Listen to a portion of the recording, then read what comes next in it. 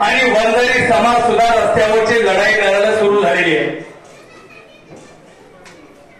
हे सगळं होत असताना आपण याच्याकडे एवढं गांभीर्याने बघितलं पाहिजे। आज हे 3 उपोषण करते, आपल्याला माहिती आहे सगळ्यांना काय व्यथा होत असते, तरी पण त्यांना मी मगाशी काल म्हणलं बाबा खूप त्रास होत असेल तर काहीतरी उद्या त्याला कुणाला बोलून उपोषण सोडवा। त्यांचं काय मत आहे? काहीतरी निर्णय घेतल्याशिवाय उपोषण सोडायचं नाही म्हणे साहेब, आता काही होऊ द्या। समाजामध्ये सुद्धा काही लोक लढवू असतात।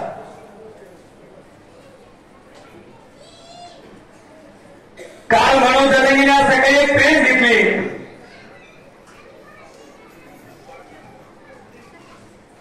यांना पाला, यांना जोडा, यांना तोडा। राज्याच्या मुख्यमंत्र्याला माहिती आहे फक्त आणि फक्त वंजारी समाज जवळपास 72 विधानसभा मतदारसंघामध्ये आम्ही 72 आमदार पाडू शकतो। आमचे तर थोडेसेच आमदार आहेत। अरे मराठा समाजाचे किती आमदार पाडू आम्ही, हे सुद्धा मनोज जरांगेंनी बघितलं पाहिजे। जिल्हा परिषद पाडा, पंचायत समिती पाडा, ग्रामपंचायत पाडा, 2% आरक्षण काढून घ्या। हॉस्पिटलमध्ये ऍडमिट आहे, सरकारने बिल भरा। काय चाललंय? राज्याचे मुख्यमंत्री ज्यावेळी विधानसभा लागल्या त्यावेळी तुम्ही असं म्हणालात या महाराष्ट्राचा ओबीसी हा भाजपचा आहे। आमचा कोणत्या समाजाला विरोध नाही, परंतु जो माणूस आमच्या समाजाला विरोध करतो त्याला 100% विरोध करायचं राहणार नाही।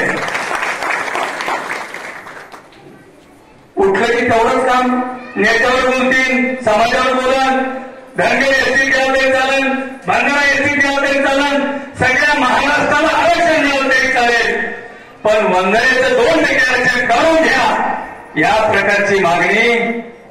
आणि आम्ही या महाराष्ट्रात कमी जरी असलो एवढ्या ताकदीचे आहे की तुम्ही याचा विचार करू शकत नाही। या महाराष्ट्राचं वंजारी जरी ठरवलं तरी जवळपास 72-73 आमदार आम्ही मराठा समाजाचे पाडू शकतो। हे मनोज जरांगेला माहित नाही का? बरं तुम्ही डेडलाईन दिली, पाडा, झोडा, तोडा। आता समाजाला सुद्धा ओबीसी बांधवांना सुद्धा विनंती करतोय की मराठा माणूस ज्या ठिकाणी उभा असेल त्याला आता पाडलंच पाहिजे, ही सुद्धा आपण सगळ्यांनी भूमिका घेतली पाहिजे। काय उठलं की तेवढंच काम? तरी हॉस्पिटलला मीडिया होते, मीडिया वाईट होते, काही सांगितलंय की त्यांच्या मागे सरकार होत आहे, ही खरी गोष्ट आहे। पण एक लक्षात ठेवा, सरकारला सुद्धा आपण वाटायला लावू शकतो, एवढी वंजारी समाजात ताकद आहे। वाटायला लावू शकतो। एवढ्या माता भगिनी कधी दिसले का? एवढे दिसले कधी कुठल्या मोर्चात आंदोलन? मी माझ्या भगिनीला खास तुम्हाला हात जोडून विनंती करतोय, आज समाजाला न्याय देण्यासाठी हे 3 उपोषण करताय, आम्हाला उपोषण चालू आहे। आपण सुद्धा आता लढलं पाहिजे आणि लढल्याशिवाय काही मिळणार नाही। मुंडे साहेबांनी सांगितलं होतं जेव्हा लढेल तेव्हाच मिळेल। ओबीसीतलं आरक्षण झालं, ओबीसी झालं, आणि ज्या लोकनेते मुंडे साहेबांनी 2% आरक्षण दिलं त्यांची कल्पना वेगळी होती। त्यावेळी हे गरीब पोरं शिकले पाहिजे, त्यांना स्कॉलरशिप मिळाली पाहिजे होते, परंतु हे सगळं संपल्यावर सुद्धा त्यावेळी सुद्धा शरद पवार साहेबांनी अनुदान प्रयत्न केला मुंडे साहेबांना विरोध करण्याचा, आणि आज तुम्ही नेत्याला विरोध करण्याचं काम करताय। काही होणार नाही, काहीच होणार नाही, कधीच काय होणार नाही। तुम्ही नाच करा पण वंदनाचा करू नका, एवढं लक्षात ठेवा।